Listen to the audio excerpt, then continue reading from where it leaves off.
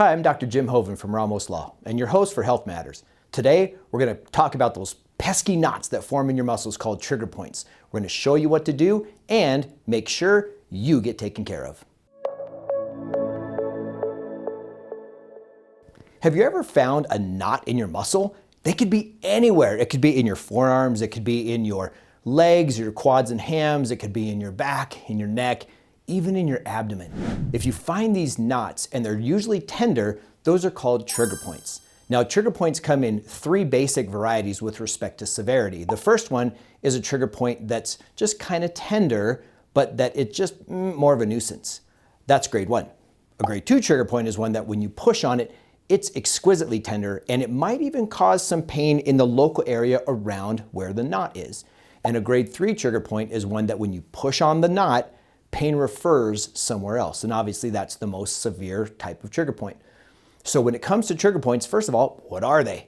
I want you to think of a trigger point as a balled up fibrous gunk in your muscle. That's easy to picture, right? So picture nice smooth fibers of the muscle. And then because of either trauma or postural issues, tension that happens because the body is just in really high stress, it can cause those muscles, instead of be really smooth and linear, it can cause them to get just kind of wrinkled up, and it's the fascia around it with the muscle. All of these things together create a trigger point.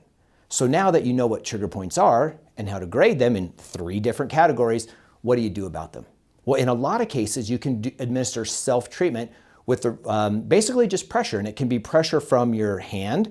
So on our forearm, which we've been kind of using for our demo here, if I found a trigger point right here, I could just push directly down on the trigger point, but we don't want to go too hard. We just want to feel at a pressure that's somewhere around a 6 out of 10, no more than that. If you go too hard, you can actually cause the muscle to spasm around there and create more issues in that area. So we don't want to go too hard, but somewhere around a 4 to a 6 on a pressure, and you can just hold that over a period of somewhere between 30 and 90 seconds.